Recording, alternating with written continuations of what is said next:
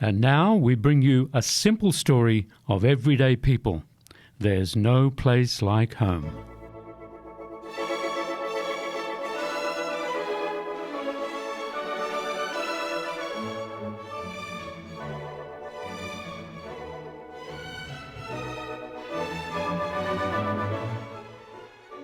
Ladies and gentlemen, we're Curly and Whirly, and it's great to be back here at Coochie Creek for this... What's this show in aid of? Protest! It's great to be here to support your amazing protest in aid of, the bad thing that's happening. The mine! The mine, yeah. Well, what's the deal with the mine? Well, what are we supposed to be? Doesn't matter. Just sing another song before the beers get warm. But right now, we'd like to bring a great friend of ours onto the stage, and we're going to help him sing one of his hit songs. Ladies and gentlemen, give it up for Big Mervyn. Thank you, Dan. Thank you, Dan Worley, and thank you to the very lovely Curly Mackenzie. Ladies and gentlemen, Curly and Whirly here are going to help me sing one of my biggest international hits, and perhaps y'all can sing along too. It's a little song I wrote a long time ago called I Sold My Soul to the Devil and All I Got Was You.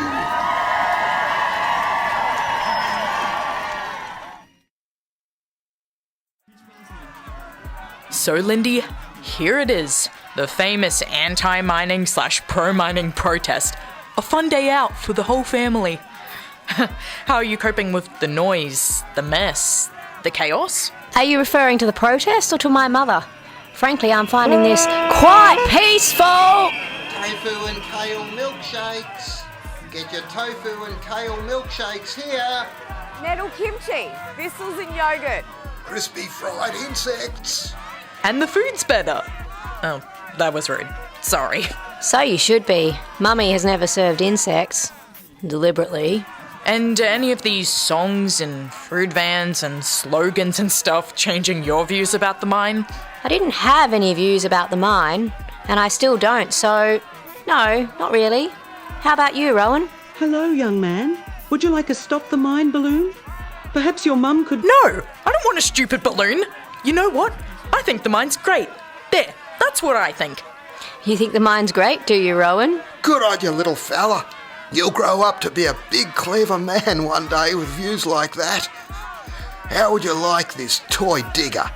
And you can join our Junior Geologists Club. Or to put it another way, I think the mine's terrible. I'm totally anti-mining.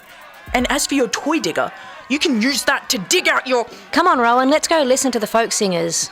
I don't want to listen to these stupid folk singers. I'll buy you a lollipop. Grr.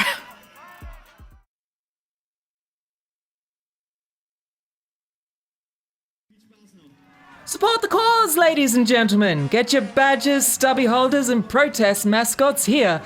Buy some merchandise and support a good cause. What t-shirts do you have?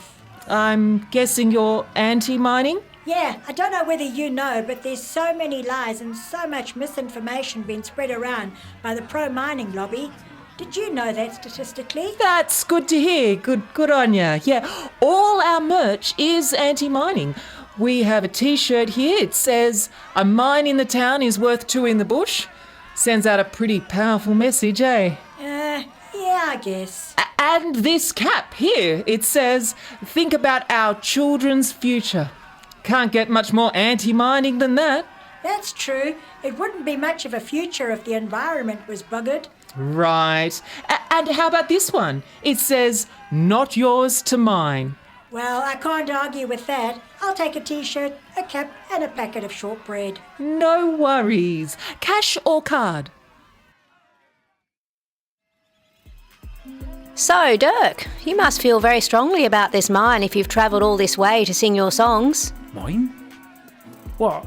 Oh, yeah, the mine. Yeah, that, yeah. It's a really important issue to me, and hey, did I tell you about the time I met Bob Dylan? You met Bob Dylan? Well, his dentist. Did I tell you about the time I met Bob Dylan's dentist? No, I don't think you... Yeah, Bob Dylan's dentist. And what did Bob Dylan's dentist have to say? He wasn't happy when Bob started using an electric toothbrush. Support the cause, ladies and gentlemen. Get your t-shirts, caps and protest show bags here. Buy a t-shirt, buy a cap, buy a badge. Support a good cause. What t-shirts do you have, mate? I'm guessing you're pro-mining? Yeah, I don't know whether you know, but there's so many lies and so much fake news being spread around about the anti-mining lobby. Did you know that statistically? Good stuff, mate. Well done. All our merch is pro-mining. We've got t-shirts here. It says, a mine in the town is worth 2 in the bush. Pretty clever, eh? Yeah. And this cap here. Think about our children's future. Can't get much more pro-mining than that. Yeah, it wouldn't be much of a future if the economy was buggered. Right. And how about this one? It says, not yours too, mine. Good stuff. I'll take a t-shirt, a cap and a box of Turkish Delight. No worries. Cash or card?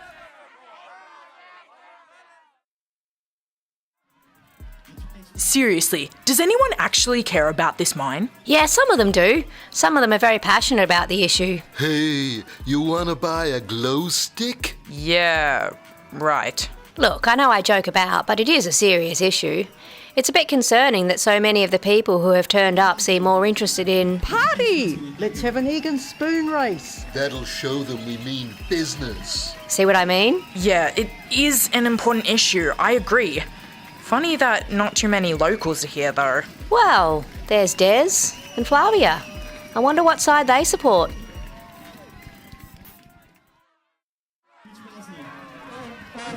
G'day, Flavia.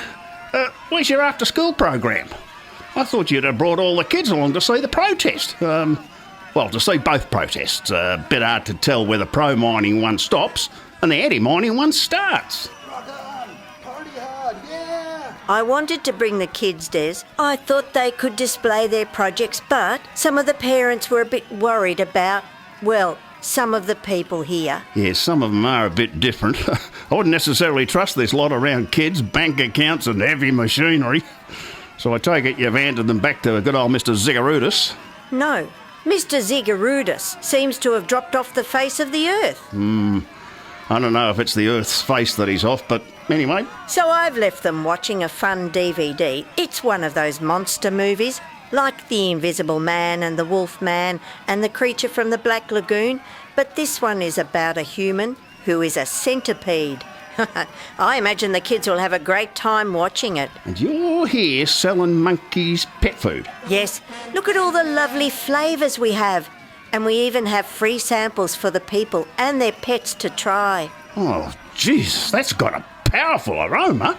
Would you like to buy a couple of tins? Nah, I'm afraid my dogs have got pretty sensitive stomachs. I don't know if they can handle any of that. Well, Monkey also offers a range of vegan pet food. Vegan pet food? Well, what's in that? Tofu, Jerusalem artichokes, dandelion root, methyl cellulose and recycled paper. And what's in the non-vegan pet food?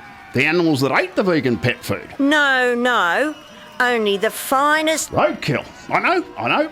Lovingly scraped off the tarmac and lightly poached in bore water with a selection of seasonal vegetables and freshly picked gravel.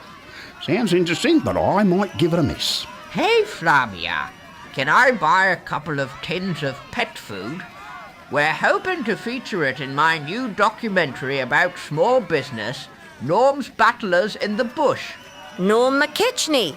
I didn't know you were back in Coochie Creek. Considering the last time you were here, you got poisoned. I wouldn't necessarily be buying any of that stuff. How are you doing? Fully recovered. I've come back with a camera crew to film some more of your local wildlife. Did you know that this area is home to the endangered lesser-spotted purple possum? Yeah, I think we've heard about it. We certainly have. By coincidence, my after-school program has been doing a project about the lesser-spotted purple possum. The kids have some very interesting findings. Here, let me show you a copy of their report.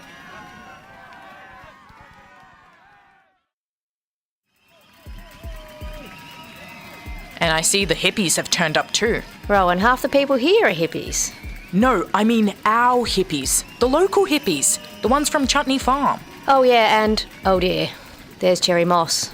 Maybe we should quietly move on. Are you sure that's Cherry and not her sister, Honey? Her sister? Yeah, haven't you heard?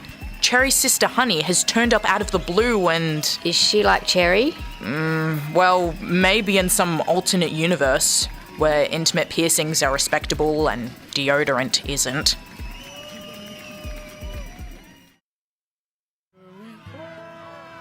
Hey, Cherry, what are you doing here at the protest? I'm looking for my husband and trying to avoid my sister. You haven't seen David around anywhere, have you? He's not up at Chutney Farm with you lot, is he? No, the only person staying up at Chutney Farm at the moment is some guy called Charles Kavanagh. I think he runs the Happy Earth Mining Company. Yeah, apparently he knows Guru Gordon.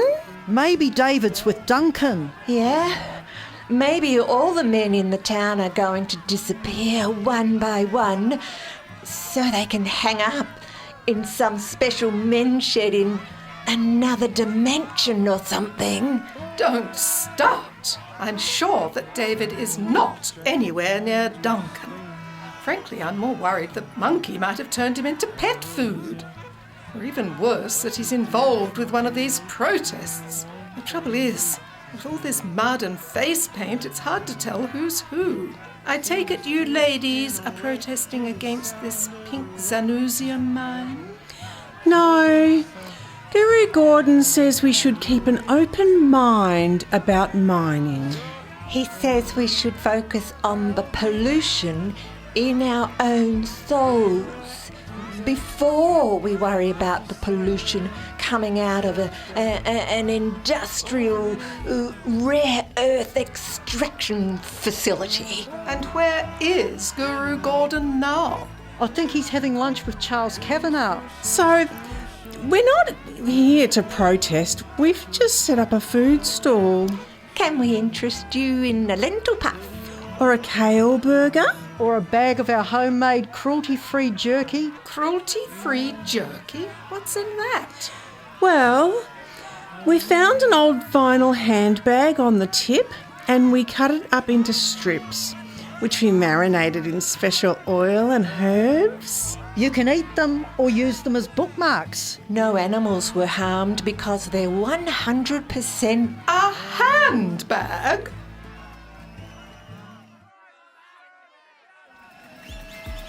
Rowan, I think we need to leave now. I can cope with Cherry, and I can cope with all these crazy people. But did I just hear them say that Guru Gordon is having lunch with... Hello, Lindy. Fancy seeing you here at the protest. Are you pro-mining or anti-mining? Mr. Kavanagh. Call me Charles. Mr. Kavanagh, I'm really not interested in discussing anything with you. I don't know where Duncan is, and I'm afraid I can't help you with... Don't worry. I'm sure we'll find him eventually, but that's not why I'm here. Oh, really? Yes, I was having a chat with Flavia and Norman McKechnie over there. Apparently the kids at our after-school program have done a very interesting project on this rare lesser-spotted purple possum. Mr. Kavanagh, I'm not interested. The kids have conducted a rigorous scientific study and have proven the habitat of this possum is critically endangered. And obviously we at the Happy Earth Mining Company... Can you get out of my way, please? We love the environment and all that stuff. Anyway, it seems that the seam of pink Zanusium extends beyond Coochie Creek and then under the neighbouring town of Lake Miserable. So, we've decided to build the mine there. Apparently Lake Miserable is a bit of a hole anyway.